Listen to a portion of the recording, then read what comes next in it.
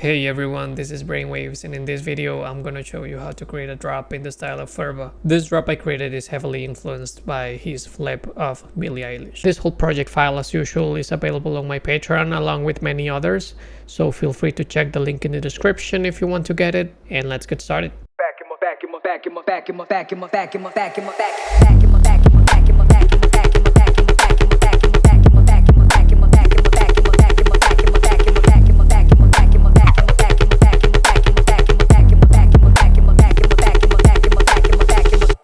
The BPM of the project is 140. The drums are just a kick, 2 snares, and a hi-hat, so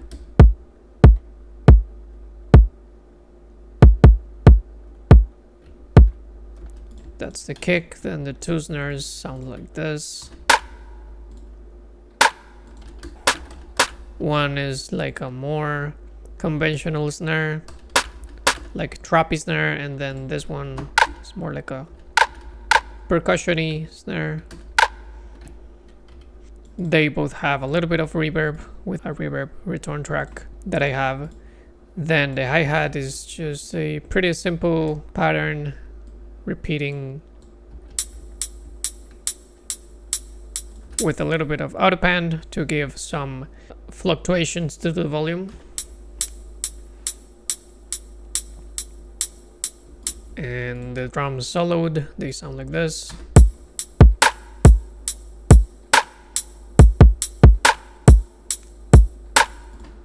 Now for the synths, it's a pretty simple call and response pattern. So I have a sub bass for the call and a sub bass for the response. So first sub is this one.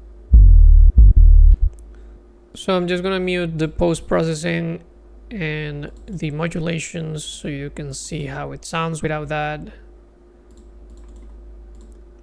So it's just a sine wave with a little bit of harmonics that I draw. Sounds like this. The envelope 1 has this shape, so sustain is minus 5.4 and release around almost 600 milliseconds. Then I have a master tune modulation controlling, making a pitch down effect essentially. Type is unipolar, amount is 11. So it sounds like that. And then I enable distortion, soft clipping, drive around 61, mix 72. But I'm actually modulating the drive with the first envelope, so sound like this, 18%. Then I put compression, almost 5 dBs of gain. That's for the sub. Then outside of the patch, I cut everything above 100. Now the upper layer of the sub sounds like this, and this is pretty much the same wavetable, same envelope 1, and same envelope 2 with a master tune modulation, but I'm adding a couple of things. So let me mute all of this.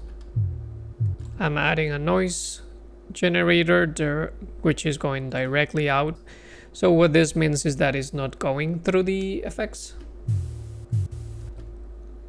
and it's being modulated the level with this first envelope. Then distortion, same as before, tube distortion this time though. Compression, the gain being modulated by the envelope 1, and hyper dimension, just making it wider. These parameters over here. Now outside of the patch, I put an envelope follower. This is a Max for Live device, and as the name says, it just follows. It creates like a curve with like the output of the patch. and then you can map that to whatever you want. So I'm mapping it to the dry wet of this amp and also the volume, and I'm controlling the range with these percentages in here, meaning that the dry wet is gonna go from 5 to 28%, no less or no more than that, and the volume from 41 to 80%. So that's the range that I'm given for this modulation. So that's different than only just setting this static. Doesn't sound the same at all. It just gives it like a nice movement. And then the sound was a little bit too wide, so I said I put an utility and I have set the width to around 29%, so making it more centered. And lastly, I just put an EQ, cutting everything below 100. The two layers together, they sound like this. Then I have the response bass. So I'm gonna go to the main bass and then I'm gonna cover the sub layer. Sounds like this. Let me mute the post-processing. And let me show you what I did. So oscillator A is a sine wave. I have this LFO1 with these values in here, trigger mode 1/16, and I'm modulating the level of this oscillator. Then I set a second oscillator with the harmonic series wavetable, position 9 and 4 semitones up. Then the level is being modulated by the first LFO. That's giving us the foundation of the sound. Then I set a sub oscillator, level also being modulated in here. It's going direct out, noise, air can, preset.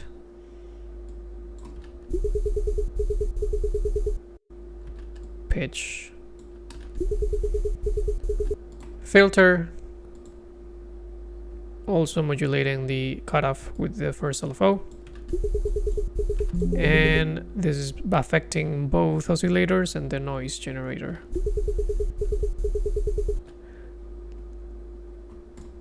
Then on the effects tab, I have hyperdimension, chorus,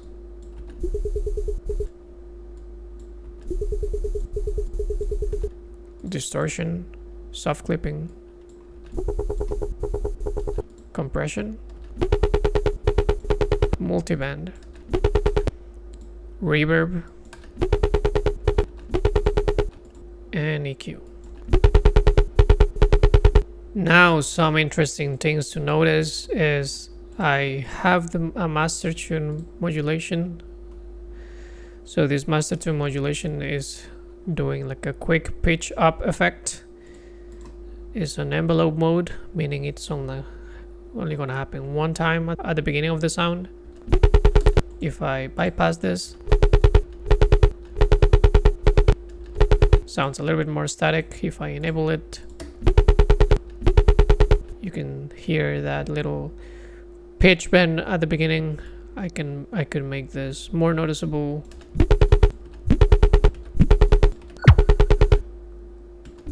So yeah, it's around -15. And then I used this third LFO to control the rate of the first LFO. So to do that, you just grab this and put it in there, and basically what that is doing is doing like a quick pitch change at the beginning.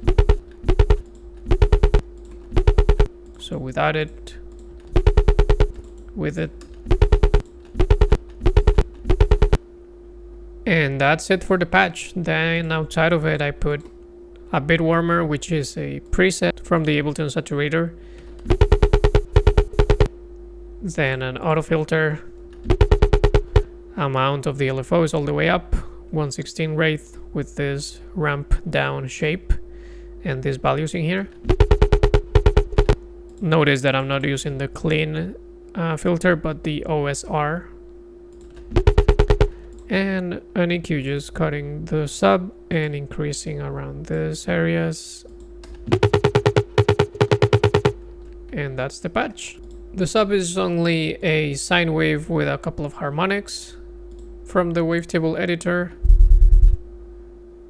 Then this LFO shape modulating the level, and a noise generator also being modulated by the first LFO. Master tune modulation is the same as before. This is just a variation of the preset that I just showed you, but I just took the things that I didn't need and I used what was needed for a sub bass. And in here I just have soft clipping distortion. So both of them together, they sound like this. And yeah, then I have just a couple of variations for the response. So this is one of them. In there, what I did was just set the rate on hertz instead of being synced to the BPM. And I'm using the smooth knob. Automated it outside of Serum to create a little movement. Also a little extra, I just added a fourth LFO that is modulating the level of the reverb. So it's creating that little washed out effect without it, with it. So yeah, just changing the rate to free mode and then just playing with the smooth knob.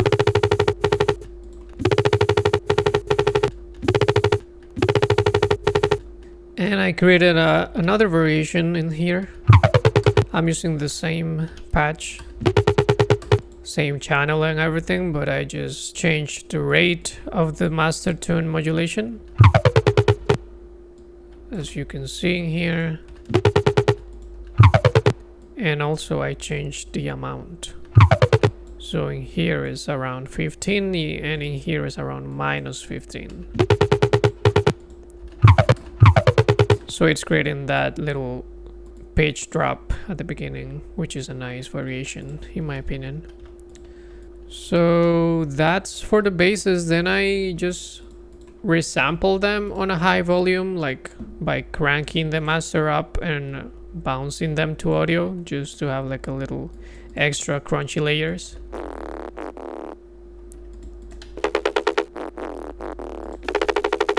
And then I just EQ those layers to take out some harsh frequencies, and I put them very quiet in the mix down, but it's helping a lot. So this is the synths.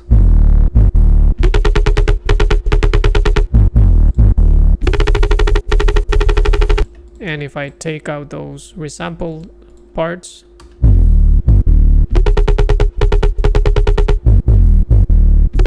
it's just missing a little bit of grittiness in my opinion. Lastly, I have a vocal looping throughout the whole thing. This just helps a ton with the flow of the drop. If I take the vocal out, you're gonna notice a huge difference. So without the vocal,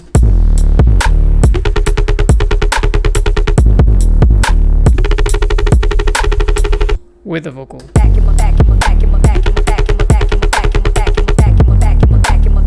So yeah, that just helps a lot. And then just a couple of like reverse stuff and sweep downs.